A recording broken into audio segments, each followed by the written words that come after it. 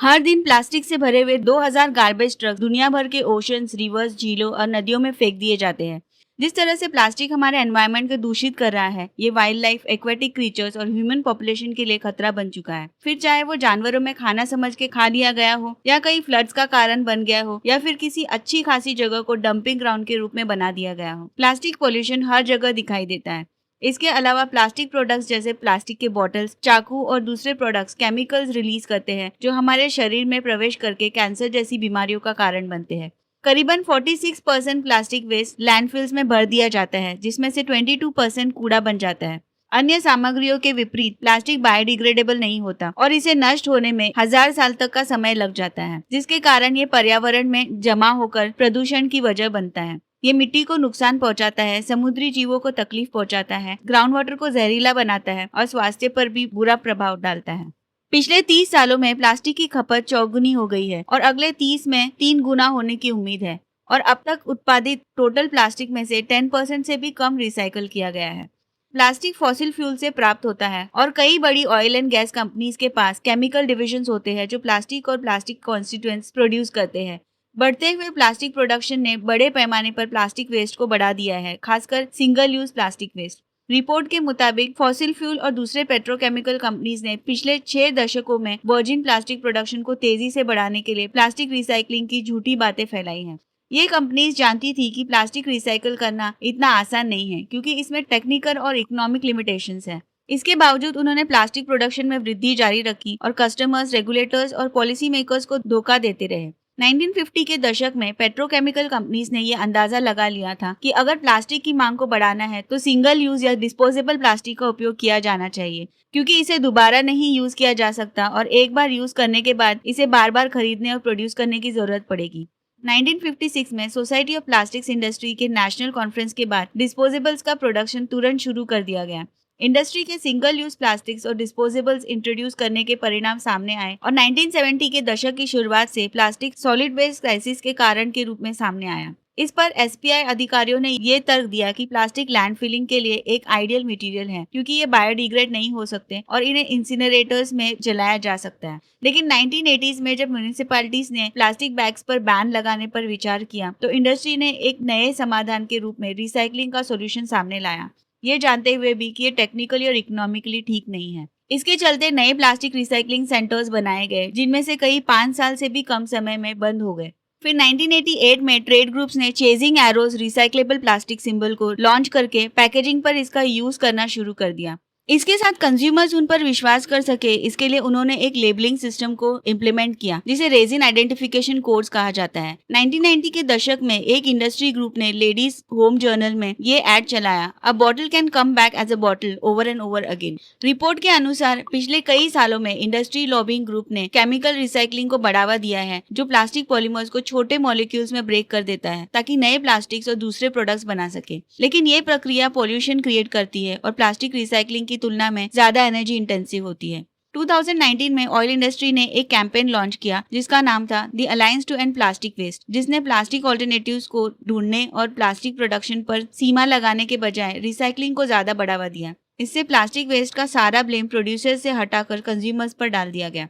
हाल के कुछ सालों में इंडस्ट्री ने एडवर्टाइजिंग कैंपेन्स के जरिए रिसाइकलिंग रेट्स में स्टेगनेंसी में समाधान ला सके, इसलिए एडवांस रिसाइकलिंग को बढ़ावा दिया है। 2023 में प्लास्टिक इंडस्ट्री एसोसिएशन ने एक और कैंपेन लॉन्च किया जिसका नाम है रिसाइकलिंग इज रियल, और जिसके जरिए कंज्यूमर्स को ये विश्वास दिलाया गया कि रिसाइकलिंग वास्तविक है, जबकि इसमें तकनीकी और आर्थिक परेशानी होती है। प्लास्टिक बहुत सारे अलग अलग टाइप के होते हैं, जिनमें केमिकल एडिटिव्स होते हैं, जिसकी वजह से सॉर्टिंग और वेस्ट मटेरियल को प्यूरिफाई करना असंभव हो जाता है। प्लास्टिक रिसाइकल करने के बजाय नए प्लास्टिक प्रोडक्ट्स बनाना ज्यादा आसान और इकोनॉमिकल होता है। रिसाइकलिंग करने के पहले प्लास्टिक को उनके रेसिंग कोड के आधार पर सॉर्ट किया जाता है। रिसाइकलिंग के 2 तरीके होते हैं, मैकेनिकल रिसाइकलिंग और केमिकल रिसाइकलिंग। मैकेनिकल रिसाइकलिंग में प्लास्टिक को धोकर पीसा जाता है और फिर पिघलाया जाता है और नए प्रोडक्ट्स बनाने के लिए रिसाइकल मटेरियल्स को वर्जिन प्लास्टिक के साथ मिक्स किया जाता है। वहीं एडवांस रिसाइकलिंग या केमिकल रिसाइकलिंग में प्लास्टिक्स को उसके मॉलिक्यूलर बिल्डिंग ब्लॉक्स में कन्वर्ट करके दोबारा उपयोग के लिए पॉलीमर्स बनाए जाते हैं। प्लास्टिक को सिर्फ 1 या 2 बार ही रिसाइकल किया जा सकता है, क्योंकि उससे ज्यादा करने पर उसकी क्वालिटी पर असर पड़ता है। प्लास्टिक के मटेरियल प्रॉपर्टीज के कारण सारे प्लास्टिक्स को रिसाइकल नहीं किया जा सकता, क्योंकि प्लास्टिक में 16,000 सिंथेटिक केमिकल्स और फॉसिल फ्यूल पॉलीमर्स होते हैं जिन्हें अलग करना मुश्किल होता है। ग्लोबल प्लास्टिक्स में 75% थर्मोप्लास्टिक्स हैं, जिन्हें नए प्लास्टिक प्रोडक्ट्स प्रोड्यूस करने के लिए बार बार पिघलाकर मोल्ड किया जा सकता है, जिसकी वजह से उनका रिसाइकलिंग आसान होता है। जबकि 25% थर्मोसेट प्लास्टिक्स होते हैं जो एक बार गर्मी के संपर्क में आने के बाद नरम नहीं पड़ते, जिसके कारण उन्हें मोल्ड करके दोबारा रिसाइकल करना मुश्किल हो जाता है। भले ही थर्मोसेट प्लास्टिक दोबारा रिसाइकल नहीं किया जा सकता, लेकिन टिकाऊ होने के कारण उनका निपटान भी कम बार किया जाता है।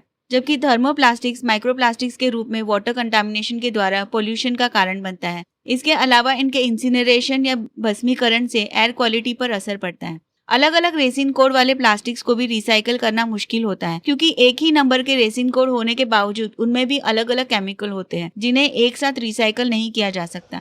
जितना कम रेसिन कोड होता है, रिसाइकलिंग होने की संभावना भी उतनी ही ज्यादा होती है। एग्जाम्पल के तौर पर रेसिन कोड 1 और 2 आसानी से रिसाइकल किया जा सकता है। इसके अलावा कैंडी रैपर्स और चिप बैग्स जैसे मिक्स मटेरियल से बने आइटम्स में प्लास्टिक के साथ मेटल और पेपर की परतें भी होती है, जिसके कारण इनका रिसाइकलिंग होना लगभग मुश्किल होता है।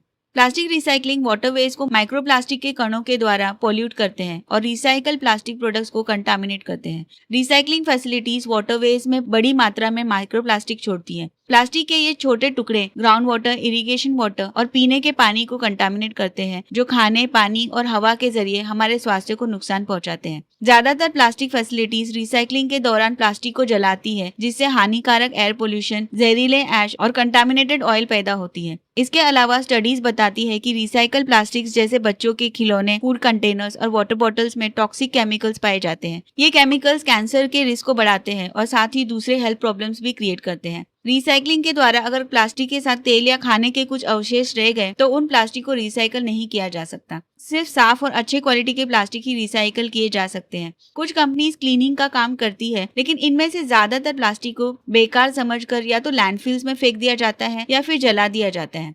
किसी भी मटेरियल, खासकर प्लास्टिक को जहां तक हो सके पर्यावरण को बचाने के लिए रिसाइकल किया जाना चाहिए, क्योंकि प्लास्टिक को बायोडिग्रेड होने में सैकड़ों साल लग जाते हैं और कुछ प्लास्टिक्स को डिग्रेड होने में 500 से 1000 साल भी लग सकते हैं, जिसकी वजह से ये लैंडफिल्स में पड़े रहकर एनवायरनमेंट को पोल्यूट करते हैं। इसके अलावा रिसाइकलिंग से नेचुरल रिसोर्सेज को कंजर्व किया जा सकता है, क्योंकि प्लास्टिक प्रोड्यूस करने के लिए ऑयल का इस्तेमाल होता है। हालांकि सभी प्लास्टिक्स रिसाइकल नहीं किए जा सकते और इंसिनरेशन से एनर्जी प्राप्त नहीं किया जा सकता, क्योंकि उससे हानिकारक गैसें निकलती हैं। सिंगल यूज प्लास्टिक के यूज को बढ़ाने के लिए प्लास्टिक को रिसाइकल करना प्लास्टिक इंडस्ट्री का दशकों लंबा अभियान का हिस्सा रहा है।